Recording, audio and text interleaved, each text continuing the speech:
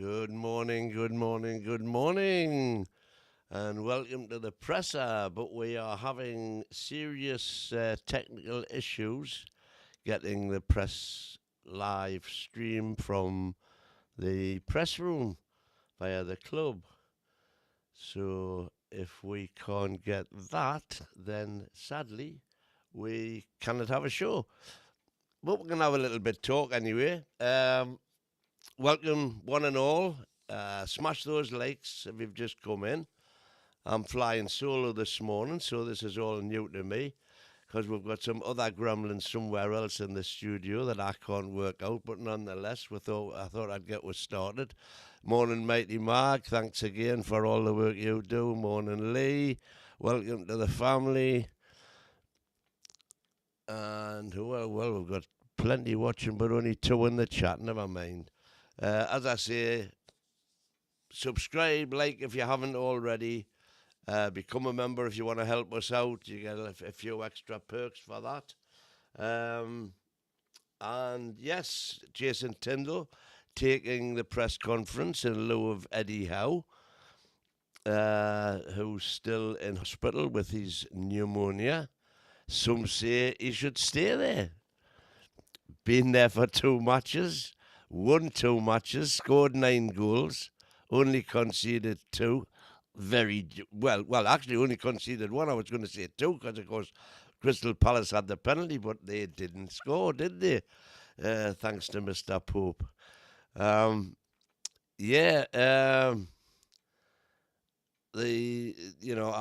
been going on about the sequence that we're on at the minute. The last 5 league games.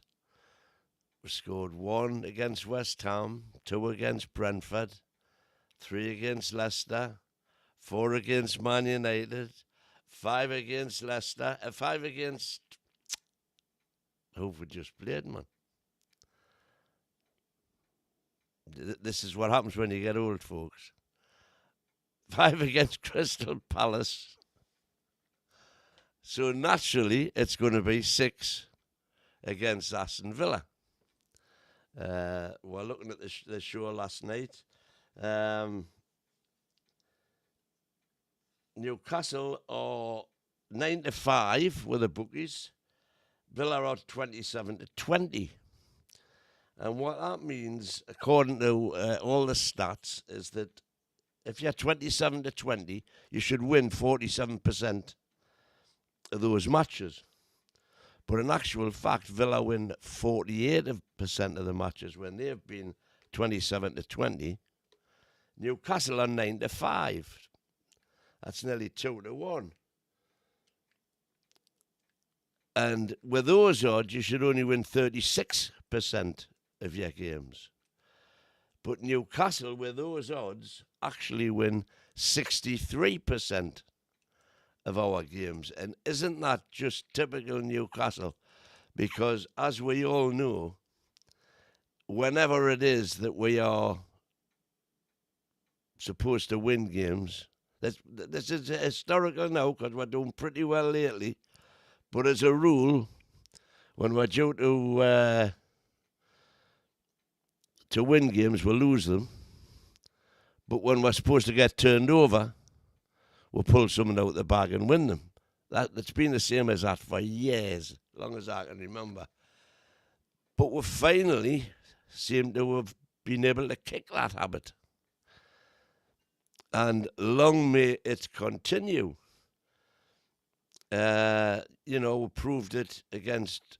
Everybody was worried about the cup final bounce. But we managed to circumnavigate that. And since then, we've won 4 on the trot. Who knows? 5, 6, 7, 8, 9, 10. I said after the cup final, all 10 games were winnable. Oh, look at this. I'm joined by the Geordie Yam Yam. Good morning, good morning, good morning. Sorry, I'm a little late, matey. By the time I get myself sorted in the morning, it's always a rush to get here. No problemo. Are you okay? Everybody okay? Well, I don't know where our mighty leader is. and there's still no feed from the club, as I've just been explaining to the viewers. It is a strange one with the club. This, they've got the watch button. Yeah. And you go to the watch button and it says the page doesn't exist. So, what's happening there? I don't know. Well, it could be the fact that it's Good Friday and everybody stayed well away. When I realised it was Good Friday, of course, being the heathen that I am, I did say, "Are you sure it's going to be on?" And everybody assured me that it was. And I just wonder maybe if they've realised it's Good Friday. I mean, the only thing it's the only thing I can think of, because like I say, I've tried on multiple sites now to try and get something from there. And there's nothing there. Like I said, there's just absolutely diddly squat. Well, I've got latest Jason Tindall media briefing ahead of the Villa clash. Yeah, that's what I've got. Which is the normal, and you watch and it takes you to the briefing room and says, briefing will appear shortly. Nothing. Page does not exist. Anyway, who have we got in the chat? We've got, as I say, we've got Lee Mighty Mag.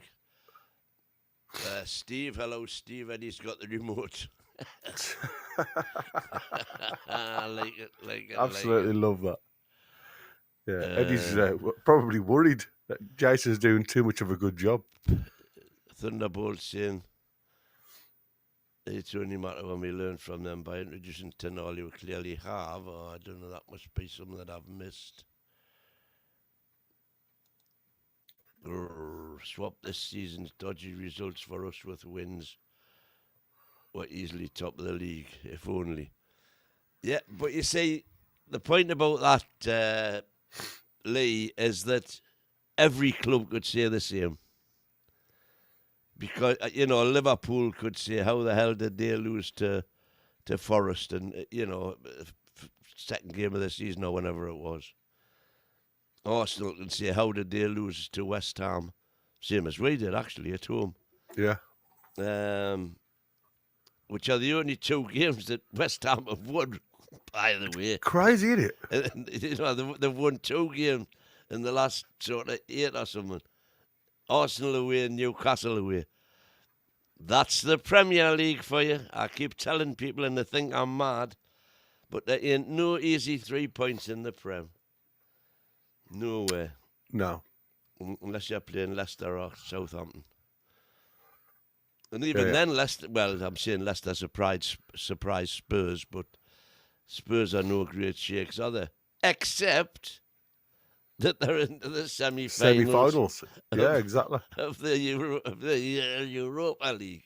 So that just gives you some indication of the depth and strength of the Premiership when 2 clubs, Man United and Spurs, who are not even in the top half of the Premiership, are now in the semi-finals of the Europa Cup and could play each other in the final. If that doesn't, because the Europa League, whilst the Champions League has all the glamour, and obviously you would argue the bigger clubs, the Europa League has got a far bigger depth of, it gives a far better indication of the overall league. And we go on about, Spain being a farmers league where there's only 2 clubs that can win it, Scotland 2 clubs that can win it, Portugal 3 clubs that can win it.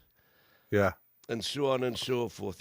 Even Germany, at a push, you could say 4 clubs, but really it's 3 that can win the league. France is 1. So once you get into the rest of those football leagues, they're not in the same planet as what the Premier League is. No, I mean, you look at Lyon yesterday, down to 10 men, they're 2-0 down, they come back to 2-2, take it into extra time, go 4-2 up, yeah, and then lose. Yeah. I just can't, it's like they've given it all and they've said, you know what, I can't be bothered to go any further. Yeah, you have it, mate. It's a crazy game. Man U and was. Spurs. Yeah, 2 old bald men fighting over a comb. Love it, Steve. Looks like we're coming to help you. Yeah, exactly. We're going down to Birmingham to clear Clear all out the the trash. trash. Good lad. See you there. Unless that could be down after this weekend, yeah. When I Yeah. accept that, but however, man, some of those games we were all bemused at how we played. It was baffling before. All right, so it leads on to the games that Newcastle have lost. Yeah, well, yeah, you know the three that come immediately to mind are the West Ham, Bournemouth, and Fulham at home. And I keep on countering the argument about the Brentford away, the Brentford 4-2 away. I still maintain if Isak scores that goal when he's he's done everything but put the ball in the net. the ball in the net with his left foot. If Isak scores that goal, that's 2-1 to us, and it's a completely different game. They went straight up the other end and scored, and you know, it was a bit like, if you like, Palace.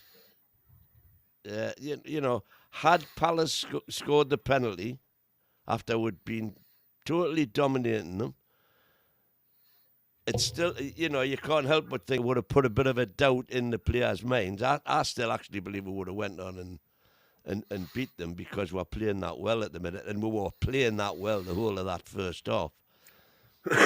But anyways, 9:27. See if it's there yet. Still nothing there. Does No, that page exist? no, still nothing on the press app. It's about you know, it's 9:27. Yeah, it should be on the verge now. Let's have a look. Just if anybody else. I do keep refreshing it, but it doesn't seem to want to do anything. And like I say, if for whatever reason, guys, they aren't throwing it out there to the community as a whole live, which is strange because like I say, I know it's Easter Friday, Good Friday, but I would imagine people still have to go to work. I mean, when I was in the NHS, it was another day for me. I don't know, it's crazy. Greg saying, are you feeling positive about tomorrow? Now, asking you, that's a very silly question. But I mean, but to be, you know what, Greg, and I'm going to be honest with you, mate, from what I've seen performance-wise, I don't think there's a team, even again, you know, you look at the likes of Liverpool in the final, when you actually boil it all down, there wasn't a team that can play with us at the minute, with the form and everything else. I think if it's only going to be physical problems that stop us from going on now and creating that momentum and potentially finishing second. And it's really weird to say that because when my mate to the right of me here mentioned, you know, he predicted second at the start of the season, I was like, no, come on. And then even going back 10 games, you know, we were so far behind. It was a mountain to climb. We were 10 points behind Arsenal at going into the Christmas fixtures. 10 points behind Arsenal. And I think we're 9 points behind Nottingham Forest then. Yeah, there you go.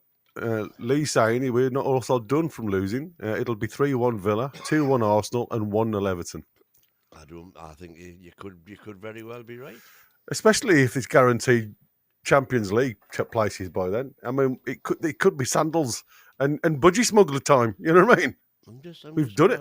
Just out of interest, I'm going to have a look.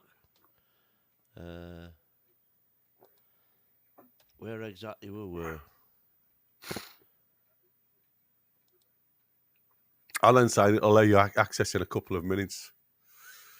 We'll put it to the 20th of December, 2024. There's still nothing showing on the presser, guys. Premier League. Show table. We were 12th. Yeah, that's what I said. After When 16 games, we were 12th. And we had 23 points, which was 5 behind. Well, we were level with Brentford and Tottenham, a point behind Brighton and Fulham, 2 points behind Villa and Bournemouth, 4 points behind Man City, 5 points behind Forest,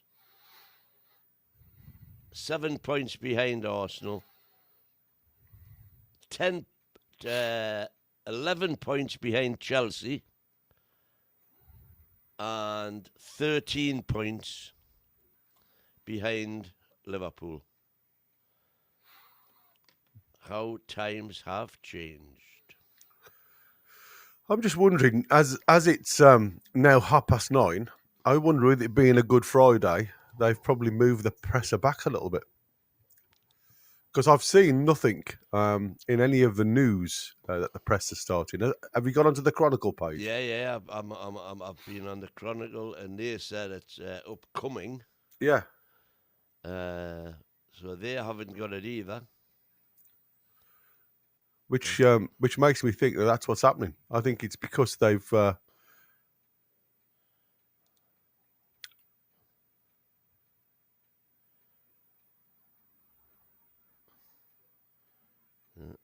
Well, there you go. But I tell you what I've got here. I wonder. It says Tindall here shortly. Yeah. The standing Newcastle gaffer. So that was at 25 past. So they're expecting him. I just don't know why it's not. They should sack the communications people. Well, like I say, we've got the super whiz kid IT guy in from Manchester Airport. Yeah. And Stansted before that. I mean, he may have forgot to set his alarm.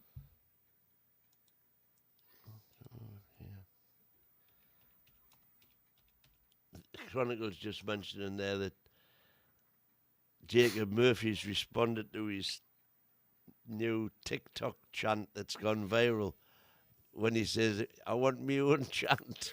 Yeah. And now he's got it, which I haven't heard yet, so I'm trying to find it. Oh, if you go on, you're not on X, are you? No. Yeah, it's quite good. It is really good. That's what I said to you. They were singing it the other day when he scored. Well, the other two games in the Strawberry End. Oh, right, wait a minute. Yeah, we'll go.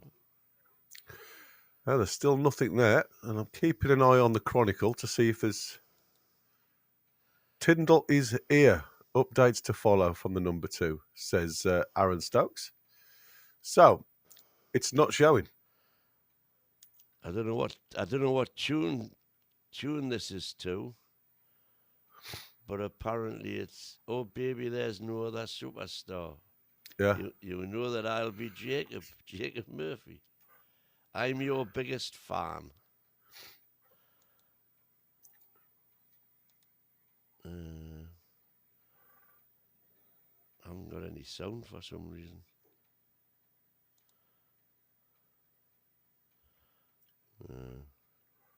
It's because I'm getting loads of. I've got to accept notifications from TikTok and whatnot, so no chance.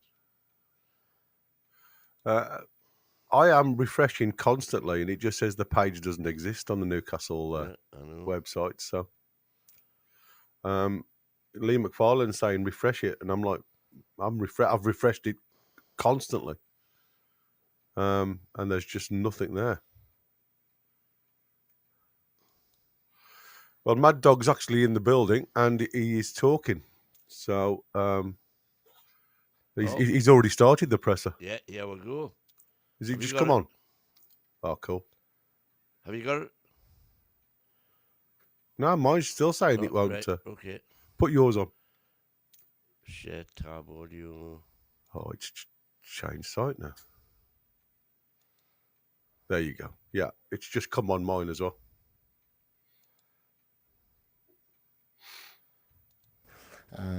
And obviously they're trying to achieve the same goal as what we are. So we know it's going to be a real tough game. The atmosphere at Villa Park Put it on there, yes. Yeah. is always a great atmosphere. But two teams that are going to go out there and try and win the game, I'm sure. Thanks, Reza. We've got Andy Sixsmith, PLP. Morning, Jason.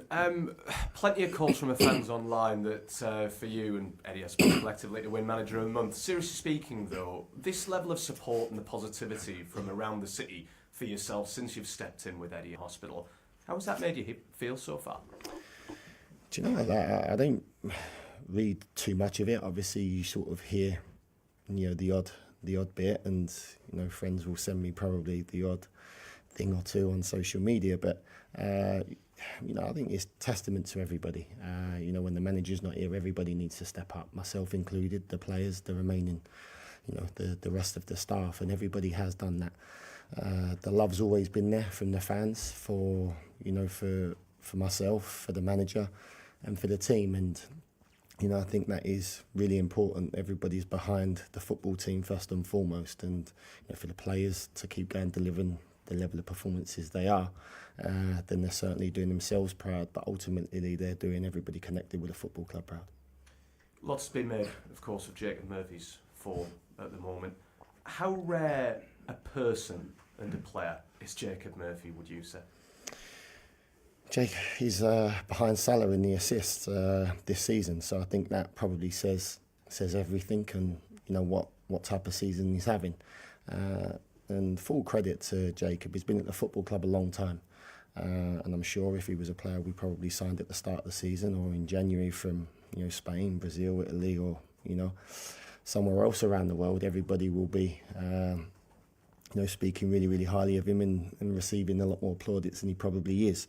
But his performances certainly don't surprise myself and the manager and any of the other staff, because he's he works extremely hard on a day-to-day basis. He takes everything in tactically, as you can see from his performances this year. He's been asked to do a number of different roles, and week in, week out, you can rely on him.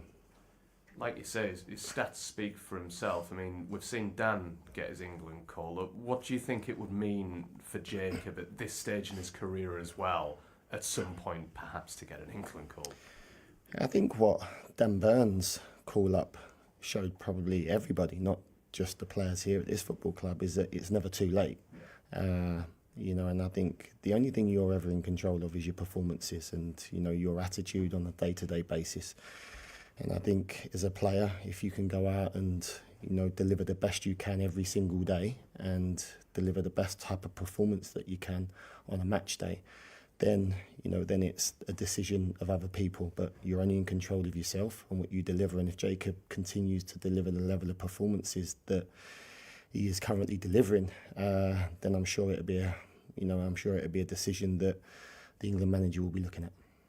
We all know of the atmosphere at St James's Park, how Newcastle feed off that at St James's Park. Do Aston Villa have a similar formula at Villa Park, bearing in mind their atmosphere at times this season?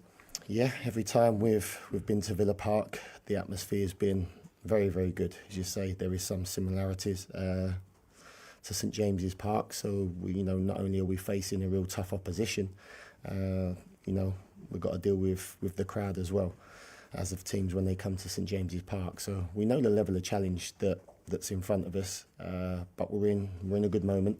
We're in good form. We're delivering good performances. And now it's about being consistent and trying to deliver that performance the weekend. Just finally, last time Newcastle played Aston Villa, we saw the Jason Tindall Wham hoodie. No sign of that this weekend, no? No, there was a lot of talk about that sort of in the home game. That was something that was pre-arranged before the game. It was a fan that asked me to wear it, and I said if we win the game, then I'll do it for you. But there was nothing else other than that, and I know it got quite a bit of publicity, but you certainly won't be seeing it in Villa Park, that's for sure. Thanks, Andy. We've got to Damien, then to Ian Murter, please. Hi, Jason. Can we just check, have you managed to have any more contact with Eddie since we last spoke to you? No, there's no fresh update. Ready since Wednesday's game. I think he's recovering. He's recovering at the minute, and then as soon as there's any more update, the media and the fans will be the first people to know.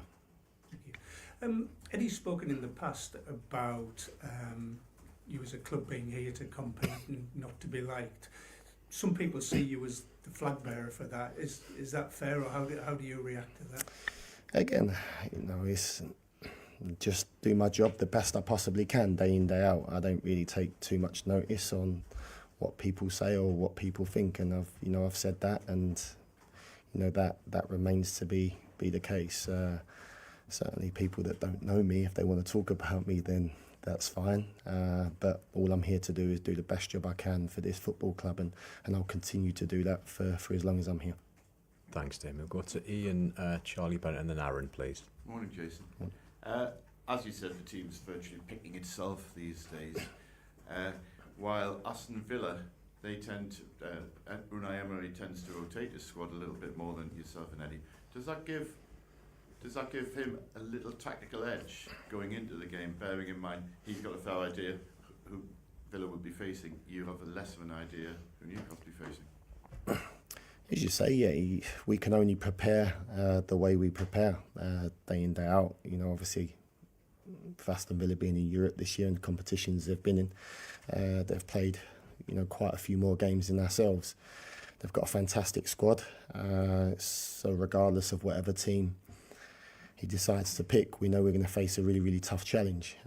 But it's, from our perspective, we have to prepare the way we always prepare. We have to focus on ourselves and the performance that we want to deliver, and hopefully we can go out there and deliver another performance that the manager and everybody is proud of. Thank you, Charlie. Morning, Jason. Just on Sandro Tonali, it's scary to think he's only 24-year-old. A player in his position might not reach his peak for another 5 years or so. Where do you think his ceiling is as a footballer? Sorry, what was the last bit? Where do you think his ceiling is as a footballer? There's certainly still more to come. I think, when you see Sandro when he first come to the football club, even to where he is now, there's been huge growth in him as a player, and his performances have reflected that. But, with the way we work and the demands we set on the players day in, day out, there's always room for improvement, and there's always opportunities to get better. And Sandro's been delivering some fantastic performances of recent, especially. And with the type of player and with the type of guy he is, he's a very level-headed guy, very, very consistent in his day-to-day work. And I think when you've got the type of attitude that Sandro's got, then there is no ceiling. I think, arguably he's one of the best midfielders, based on his form currently, in Europe.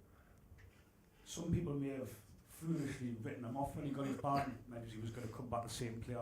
What sort of work did he do, did you do with him to ensure that he was always going to come back as player? Yeah, it was an opportunity for Sandro, for ourselves, his coaches, to get as much work in Sandro as possible. And testament to him, because when you're unable to play for so long, when you're not injured, mentally can be very, very difficult. So I think that's just credit to himself as a person, to be able to stay focused and to be really, really consistent in his day-to-day work. I think speaks volume of the type of player and character he is. So we had to do a lot of work with Sandro tactically. He come from a Milan side that played sort of completely different to how we wanted him to play, in a slightly different position. But as you see from the performances he's delivering, he's took all that work on board. He continues to get better, and hopefully, and I'm sure, we'll continue to see a lot more growth from Sandro. And just finally for me, Jason, do you think the turning point for Newcastle season was when you put Sandro Tonali deep out and switched him out with Bruno in midfield? I think, when we were speaking and we looked at the individual qualities and strengths of players, we felt, that was the right decision at the time. You never quite know how that's going to go. But I think we're starting to see now that, Sandro in the deeper position and Bruno in the higher position, you're getting the best out of both players. You look at the three midfielders currently, Joe Linton added to that, Joe Linton, Bruno and Sandro, the relationship they've got and the way they're playing together collectively. They're certainly a real force, and as you say, we were pleased with obviously Sandro in the deeper role, but there's still a lot more to come from him. Thanks, Charlie. We'll go to Aaron, Lee, and then Chris, please. Aaron. Morning, Jason. Harvey Barnes obviously had to wait a long time for a run in the team like this. How has he been like in the last couple of weeks? Have you seen sort of a change behind the scenes, and how pleased are you that you sort of hit the ground running since coming back into the team? And again, it's similar to what I've sort of said earlier. I think, testament to all these players that, wasn't starting games and wasn't in the team for a long period. When they come in, they deliver performances, but you can only do that if you've got the right attitude and your work day in, day out is consistent. And mentally you're strong. You sort of deal with the frustrations in the right way. And certainly Harvey Barnes has done that, since he's come into the team. Anthony Gordon, with the quality he's got was a big miss. Harvey's come into the team and delivered excellent performances individually, but team performances as well. And, the same to say about Kieran Trippier. He's had a similar season this year where, he wasn't playing. Tino was at right back and Lewis Hall was at left back. And Kieran Trippier had to be patient, but I think since they've both come into the team, they've been exceptional. And for the likes of Graham Jones and Stephen Purchase and Simon Weatherstone, what has sort of the transition been like for them in the last 2 weeks, or has it been quite smoothless because you're all sort of a close-knit group anyway? We're a close-knit group. We know what's expected of each other day in, day out, and they're all fantastic staff. And their roles have remained the same. They've obviously had to take a bit of added responsibility as well. But it's not just the coaching staff. It's all the other support staff as well. I spoke earlier about the sports science department and the medical department. Everybody, the nutritionist, everybody plays their part to be able to make sure the players are in the best possible condition they can be in to go out and deliver the level of performances that we want them to deliver. So it's not about myself or the coaching staff. I think it's a real team effort from everybody. Thanks, Aaron. Lee? Jason, with Unai Emery, will you shake his hand before the game? Of course, I've said before, I'll always offer my hand for the opposition manager. Listen, I think when you plan a game, all you want to do is win, and that's how I've always been. Very, very passionate. The only thing that crosses your mind during battle is that you want to come out on top, and it's a frustrating game at times. But I'll certainly hold my hand out, and if the manager wants to shake it, then I'm sure he will. And the situation that you're in, standing in for Eddie, you couldn't make it up that the first game back is against Aston. The first away game back is against Aston Villa after everything that happened on Boxing Day. Yeah, and as I said, football's a frustrating game at times. Both sets of players and coaches, etc. But I'm not really thinking about that going into this game. The most important thing is our preparation and and what we deliver on the pitch. It's not about what happens in the technical area or in the tunnel or anywhere like that. It's the most important thing is that the players are prepared, they're focused to be able to go out there and deliver a performance that that everybody's going to be proud of. Can we just check, is Eddie out of hospital yet? As I say, there's no further updates on Eddie since Wednesday, and that's how we've left it. When if he wants to talk to me or message, then I'm available anytime, and as soon as there's any new updates, then I'm sure sort of the media team will be the first people to let you guys know. Thank you. Chris, Dom, and then Gary, please. Morning, Jason. You mentioned before that most of the staff have continued doing what they've been doing, but some have had to take on additional responsibilities. Before the games, you've still been going out on the pitch and taking the warm-up, which is sort of unusual for the person theoretically leading the side. What additional responsibilities have people taken on, and have you had to bring anyone up from the academy coaching wise, or anyone to cover anything?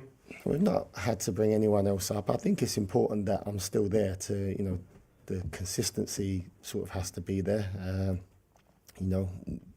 All certain roles and responsibilities on a match day, and wouldn't want to sort of give that up, because it's important that, as I say, the most important thing is that we're prepared for the game that's in front of us. And part of my duties and part of my role is to make sure that I'm there for the warm-up, to lead it, and to make sure that the players are in the best possible place they can be in to deliver a performance. The remainder, the rest of the staff, and when I say sort of stepping up, they're continuing to do the great work that they've done, during their time here at the football club. Obviously, my duties change because I'm obviously filling in for the manager and taking on the responsibilities that he would have. But, as the manager would probably tell you, to try and do everything is incredibly difficult, and you need good staff around you to be able to help that, and we've certainly got that.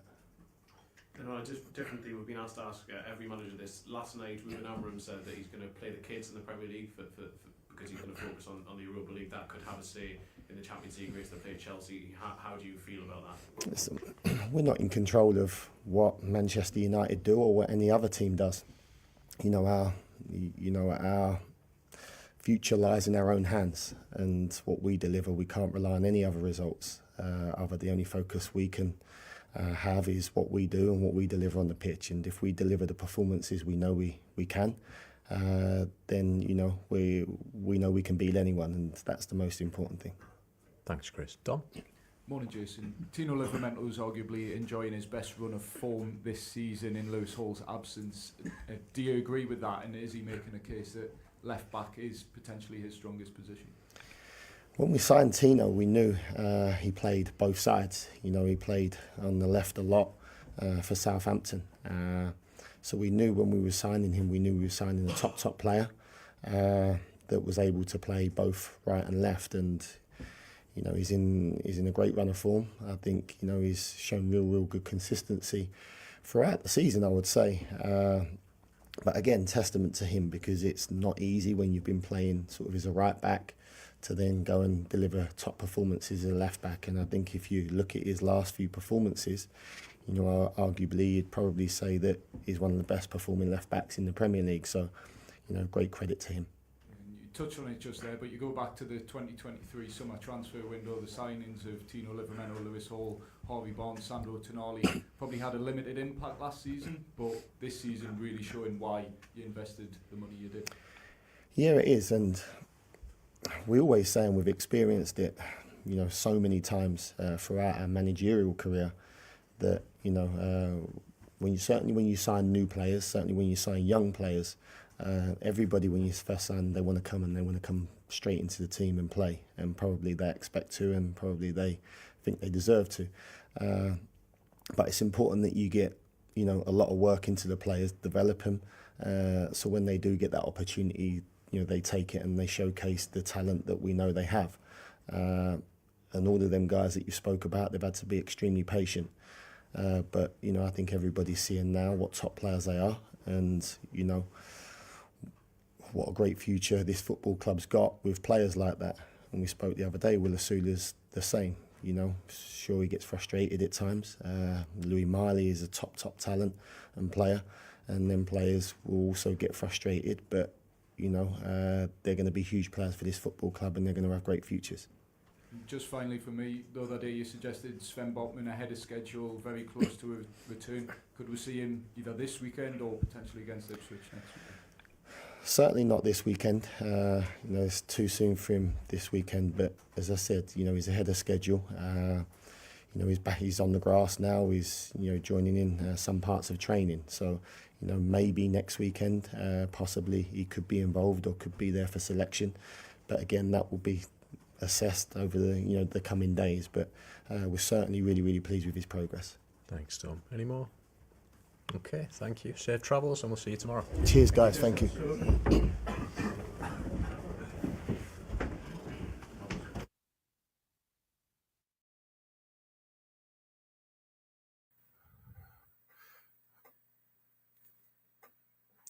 It's mad, isn't it? You're still muted, Win.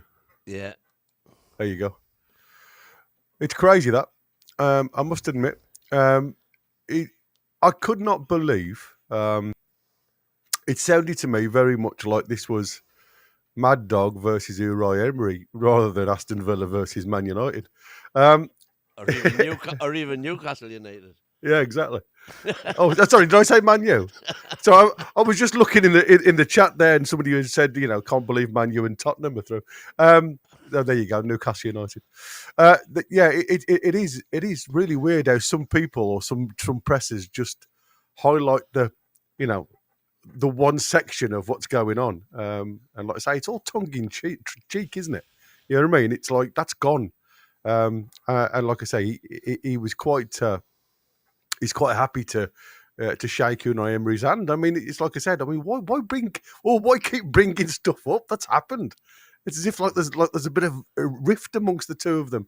That's gone now. I mean, if Unai Emery decides to continue the rift, then fair enough. I'm sure Mad Dog had oblige. You know what I mean?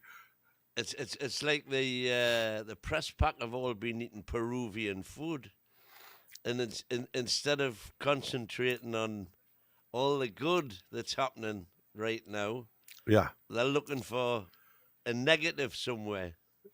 Yeah, it is weird. I must admit, it's crazily weird.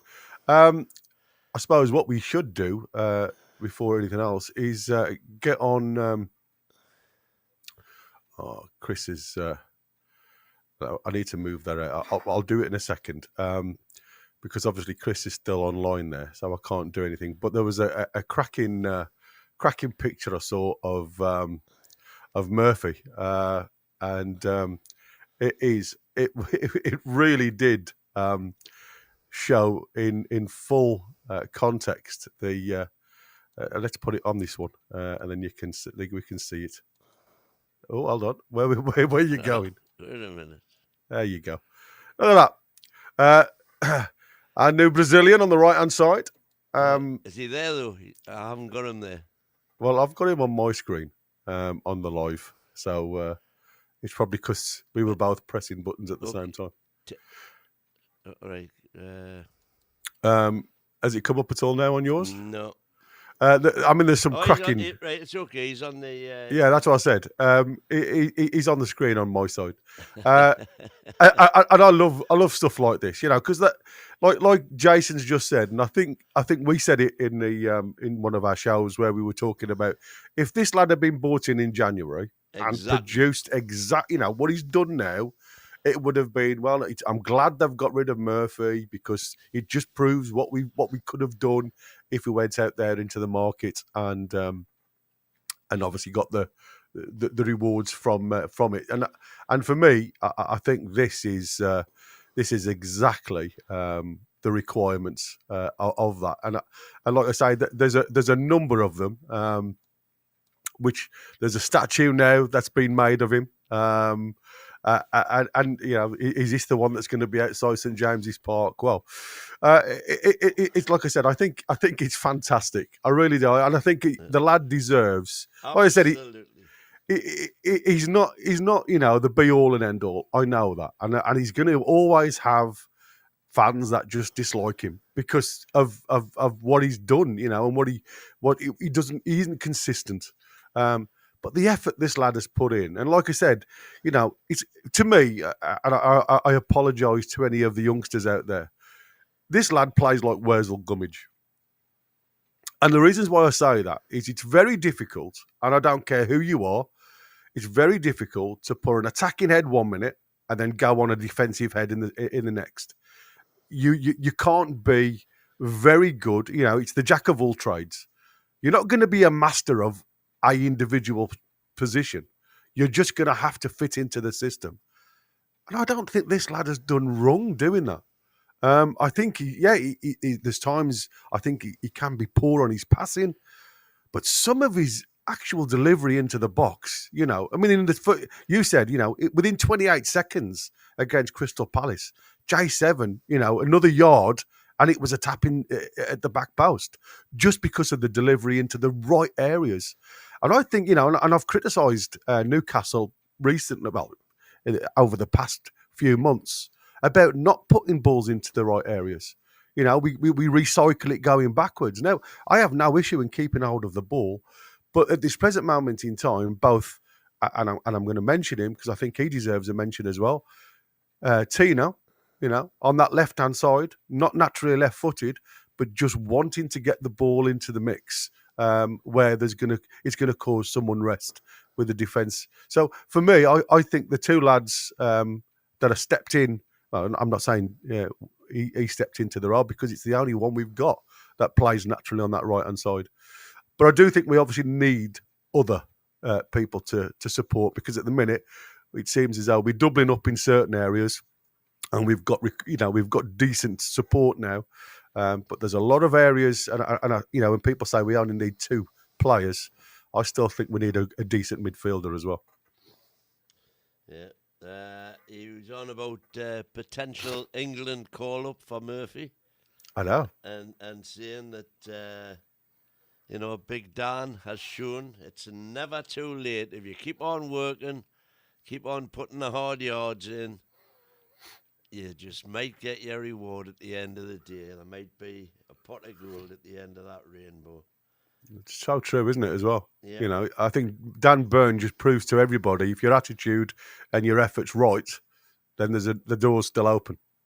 Yep. It's not age anymore. You know, it's not about, I mean, everybody thought once they'd passed 29, 30, that was it. That was your England career has gone. It doesn't seem that way anymore.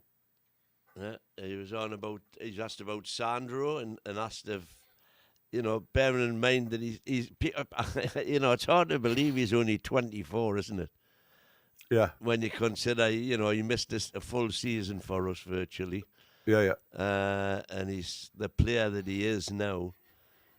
Is there still more to come? Has he reached his ceiling? And Jason said there is still more to come. When you see him, when he first came, there's been a huge growth in him as a player. But that's down to the demands that we set for players. There's always room for improvement. He's been delivering some fantastic performances. And he said similar things about when one of the press guys asked him about when we set that summer we made Champions League, finished 4th, so we signed Tindall, Barnes, Tino, and Lewis Hall, and none of them figured very, very much at all in the following season,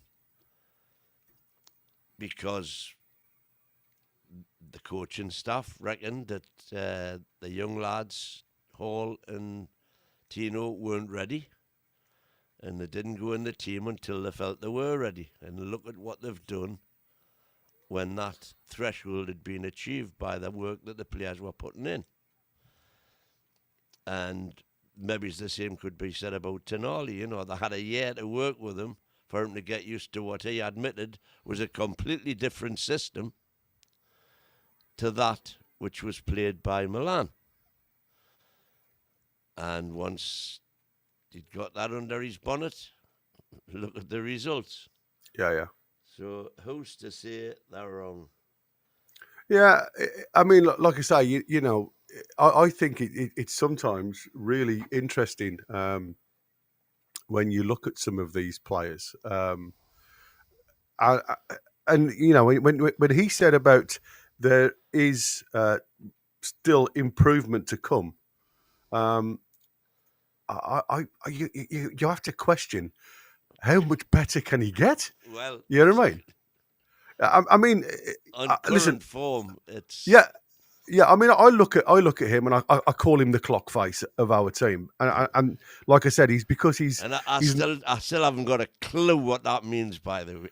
Well, if you look at a clock face, 12, 6, 9, and 3, and you've got all of your individual digits around, he's the man who roams. He's the one who isn't set in one position. He'll just go into an area where his brain, as he sees the game progress, whether that's offensively or defensively, will sit in an area where he thinks the ball's going to come. And that's something like, for me, where you can't coach that. That's not coachable. You can instruct and you can try and play a system where it works for you. But I mean, when he was at Milan, he played this register role where he'd play that deeper midfielder. For Italy, he plays left side of midfield of the three, and again, he just gets going forward. I mean, there's talk about him, doing so many different things, like a Mazzala role, if you like, where he sits more of a central position and defends further up the field, and that's virtually what he's doing for Newcastle. But he's got this this ability and this freedom to actually get involved in the game. Like I said, I saw it against Crystal Palace. Their right wing back, I can't think of his bloody name now. It's gone out of my head. He goes on a burst. We've lost the ball. Tindall's out of position. Tonali just goes across, and he doesn't go across from the midfield. He's seen the progression of play forward, and he just ghosts into the side. And all of a sudden, he stops the play. Doesn't get the tackle in. He just stops the player from going forward.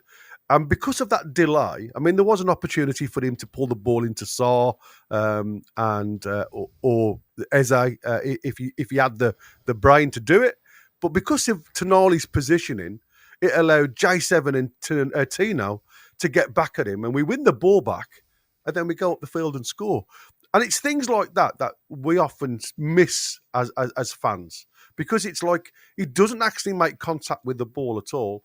It's just about the positional sense of where he stops play. And I think, like I said, a lot of it goes unnoticed. But for me, absolute dream of a player to have in the team. Not off.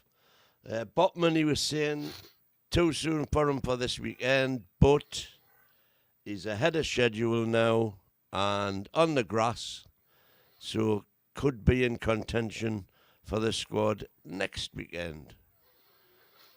We'll just have a quick look at some of the chat today. Yep. Steve is saying Man U and Spurs are like two old bald men fighting over a comb. That's what I was... I mean, I'd already said that before, but I was reading it because it was still on the screen for me here.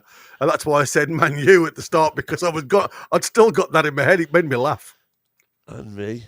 And yeah, every chance it'll still go wrong, but the signs are all pointing towards a great finish to a tight season. Lee saying, Win, is this already or turning out to be your best season yet as a fan? Well, strangely, it isn't. Because that 22-3 season, I think mainly because it was so unexpected. We knew we were going to get better, but we just didn't. Well, I certainly didn't. No, I don't think many fans did expect that. It would be that much better, and I just loved that season. Absolutely loved it. Going from relegation fodder to Champions League. I just wish I could relive it all over again. Steve, by the way, I think Villa will be extremely difficult personally, especially in the final 30 minutes. Because they have a much stronger bench. I'm delighted, but I'm staying humble. Stay humble. That's what the Arsenal fans are doing now. Yeah, exactly. Stay humble.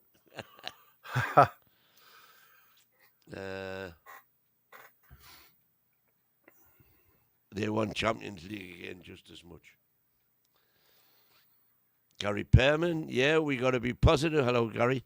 We got to be positive and beat Villa. If not, if just to shut that cup shut, I've been Lahore up. Oh, I love it. Steve, he's simply become a good player.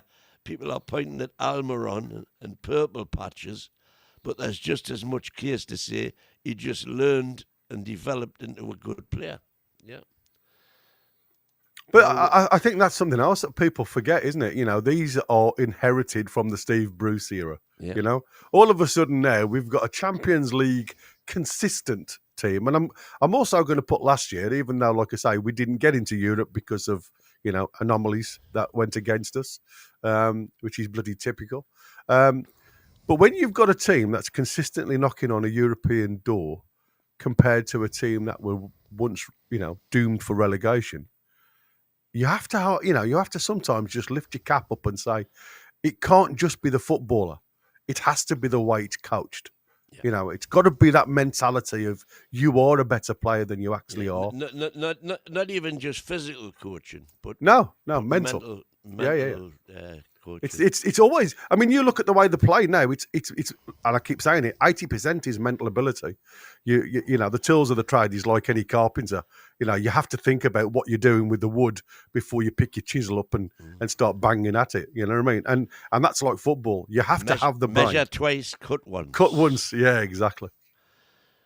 Steve, many people criticised no signings, but the club got it right not to settle for any old crap, because they knew what they had and what is needed to improve it. That wasn't possible at the time. I think that was more, again, tactical. I think that's been a tactical ploy by Newcastle, because if they've got this £60+ million, which is being bandied out there, I think if you look at some of these specialists that talk about finances and PSR, they're all voying the fact that Chelsea are struggling and going to struggle to meet the threshold. Man U could struggle to meet the threshold. Now, I'm not saying any of their players is something that Newcastle could go for, but there's certainly some cherries that could certainly blossom under the Eddie Howe and Mad Dog regime, and I think that to me, it did make me laugh though, because again, we talk about Mad Dog and we talk about Eddie Howe, but you never realise, or I certainly didn't realise, how many assistant managers there is under Eddie Howe. Did you?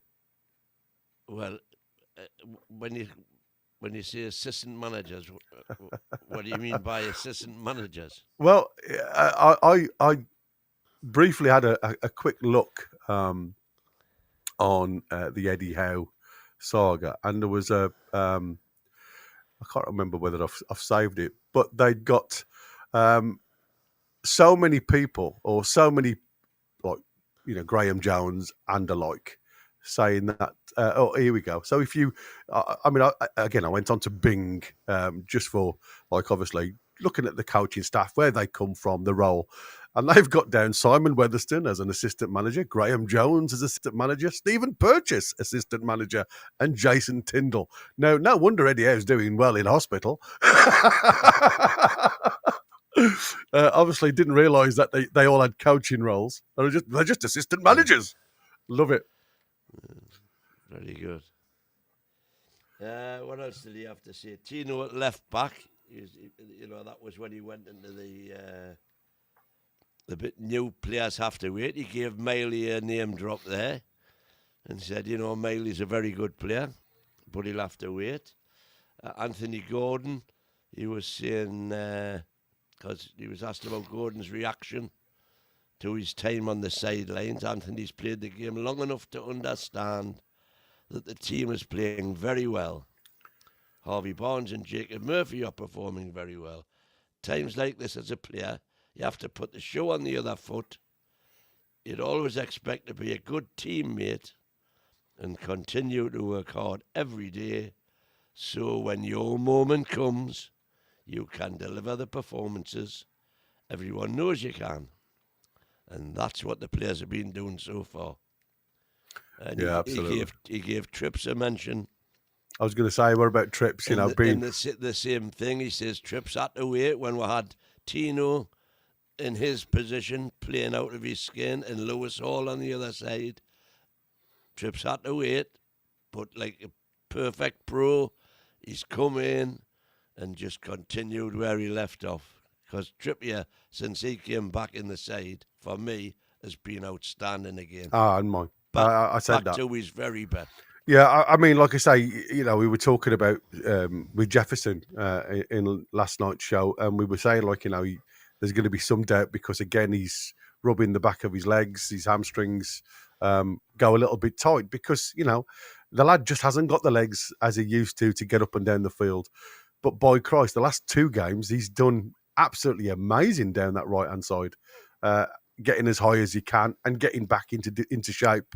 And like I say, the delivery of some of the balls, and like, you know, it was that clever step on the ball and put some momentum on the ball so Jacob Murphy could zip the ball into Shaw. You know, it's so much easier to hit a moving ball, even if it is just rolling slowly, than it ever will be to hit a dead ball, unless you can get it right, you know, through the valve to get that pace and shape on the ball.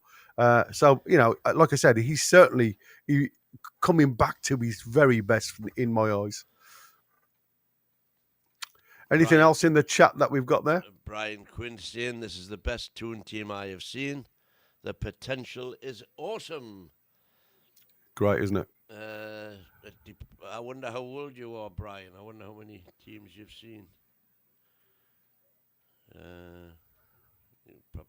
Maybe let us know. Are you going back entertainers or? Yeah, Mick Law saying, do you think Kasula could be a left midfielder as a similar profile to Big Joe? Well, I think he's probably, from what I saw again against lower league opposition, he did okay on the right hand side for me because I think he's very happy to use his left foot as well, as we saw with his goal. So you know, for me, if I was going to tempt fate and not give him the time that's required for him to be a striker, I would start working on him as a right winger. I don't think he's great mentally regarding the defensive role that he needs to operate in, but he certainly looks like he can do something. That's something coached, can't it? Yeah, exactly. David Cook's in Tripp's very much a leader as well across the pitch. Sees him organising all the players, which you do all the time. Yeah. There you go. And we said that again in the previous show. Did you guys realise how fit and strong our players looking coming down to the straight this season? I think Bunce needs a shout. And I said that. It's small changes to how we play the ball, and like Wynn keeps on referring to my saying about the ball's round and your feet are flat. The ball can never get out of breath. You know, use it. Use the space. Brian Quinn's the same age as me. Oh, there you go, Brian. But don't tell anyone. Yeah, it's been a long time coming, mate. And I think it's lovely for you guys to start to see a little bit of joy. And, well, I say for me, it's been joy for a few years now. He saw the first cup along with me. Yeah, I was around for the first cup, but obviously I was too young a band to remember that. 71 was my first appearance at the Toon. So, and like I say, I had some great times in the 70s. I thought it was, we didn't win anything, but by God, we had some good outings. Honest, the 74 Cup final team, for me, was 2 players away from a bigger club. From a league championship. Yeah. Well, I said a big European club at the time, because I think we could compete with anybody at the back then. And then and Gordon Lee came in, wrecked everything. Did a Dalglish, and well, it wasn't completely his fault. Selin MacDonald was, but But the board at the time, just anything, they were like Ashley, anything can make. So we ended up selling McDermott and Kennedy, exactly. Who both went on to win European Cups with Liverpool. Yeah, I mean, it just proves what a players they were, though. At Newcastle at the time. Natras were hard. Sold him to bloody Middlesbrough. 400,000. Yeah. Ridiculous. Yeah, David Cook saying, perfect. 74, heartbreaking. Barraclough left out was a mistake. Yeah. So a lot of names that people just don't remember. It's there was some. I was never a massive Barraclough fan, to be honest. I thought he was a grafter. I thought he really was. He was. That's all he was. Well, yeah. But I mean, you need. I always say to every chief, you need so many Indians to work for you. You know what I mean? You've got to have the hod carriers to go with the master bricklayers. Absolutely. Yeah. Happy days. Indeed. But we've been to Wembley now and won. Yay! Absolutely. I mean, that's what I said. I agree with you. You think of like the 22 season, and you start looking at it, and you're like, can it be surpassed? Because it was so long in coming, wasn't it? I mean, even though we know Pardew had done well for us under Ashley, and like I say, it proved it could happen under the right management, if you like. But I don't think you would ever get what we've got under this new regime now. Under that, previously. Listen, we had some regardless of who was in that chair. We had some fantastic times under Keegan, both as a player and when he was managing the entertainers. They were great. You couldn't wait to get to the ground. No, exactly. Absolutely. You just match days were like that for me was what 22, 23 was like. Yeah. Just buzzing to get to the ground. Well, that's what I said. I mean, the game was over at 90 minutes, and everybody was talking about the next game as if it was tomorrow, wasn't it? And crazy. The talk in the bars before the matches and everything. Everybody was just happy. It was Indians are the chief. Listen, I'm talking about the Red Indians that threw bow and arrows, mate. Come on, Amris.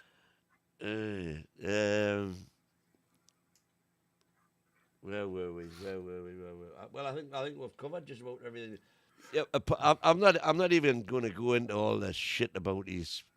No, mate. Villa antics and yeah, exactly. And all that. It's BS. Close knit training group. Team effort. Whilst Eddie's not there, rightly he's not commenting anything on Eddie's illness. He says when the time comes, the media department will do their briefings. And apart from that, I think we're covered. I think we've just about covered everything.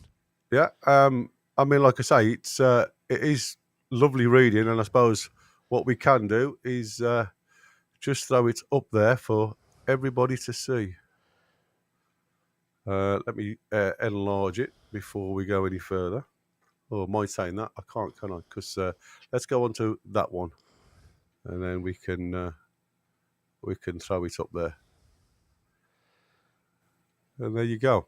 I suppose that's a nice end to the match. I mean, obviously this is where we're sitting at the moment with Villa 7th in the Europa League position. So a win against them, and then obviously it's all in our hands. I mean, we are so close to catching up with Arsenal now.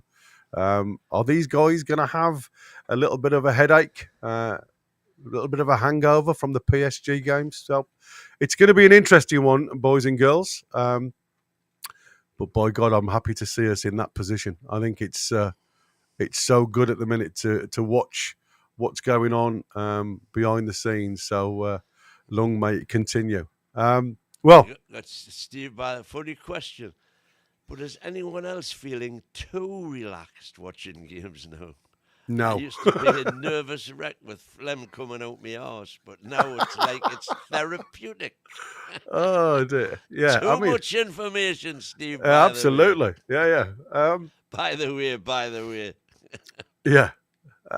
I'm never relaxed. I mean, I tell you what gets me is when I'm doing the commentary and stuff like that, and I haven't got you guys to bounce off. It's great to actually be involved in watching the game build up. Sometimes, I have a quick glance at my TV to have a look because I can't. I have 3 screens on at one time, so I'll look in the chat on YouTube and some of the comments that come up. And everybody at this present moment in time is just there on a different level. There's no doom and gloom. There's nothing about, this out, that out, he's rubbish, blah, blah, blah. And I think that is fantastic. I think that is exactly what we need. We need, absolutely. All my mates are saying, who's that miserable yank you've got on with you? Yeah. He bless him. He always sees the darkness in everything. When I hear shut up, man, get a smile on your face. Yeah. I changed the name of Beard, but you probably detected my patter. Ah, there you go. Oh, Steve, by the way, is Beard. Yeah. There you go. Well, we Blooming didn't hell. detect it in your patter, Steve. By No, the we way, didn't, by the Steve. No. Steve, by the way. Love it. Right then, I suppose that is it from me and thee. Like Smash I say, the likes if you haven't already, folks. you guys are doing the quiz tonight. We are, yeah. Quiz 10 o'clock tonight. Superb. And we are obviously live in the watch see along. what gremlins we can uncover there. Yeah, so there'll be three of us tomorrow, won't there? Because you're with me as well as Chris. Yeah, so yeah. it starts at 4:30 for the kickoff at 5:30. I'm looking it's forward to be to this.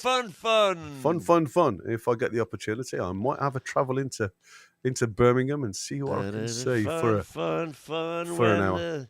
When we take the 3 points away, fun. Yeah, exactly. So thanks ever so much for everybody, and thanks, Win, for sorting out on your end, because, like I say, my feed was very, very delayed. You got there before me today. So it was all good. Thanks to everyone tuned in, and see you a lot tonight for the quiz. Mighty Mag, you've been a star, as always, in the background. Everybody else that's been involved. And now it's nice to know who Beard is, because we have missed you, Beard, by the way.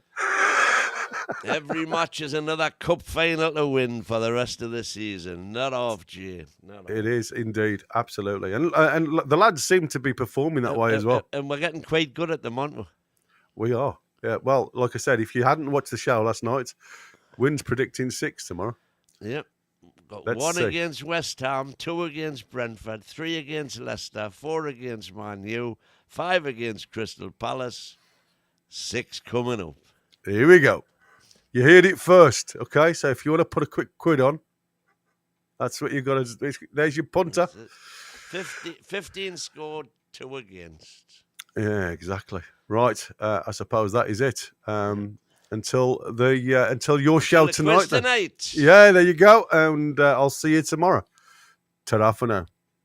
Steve, by the way, I'm listening to the Champions League anthem a lot. Me too, mate. Me too.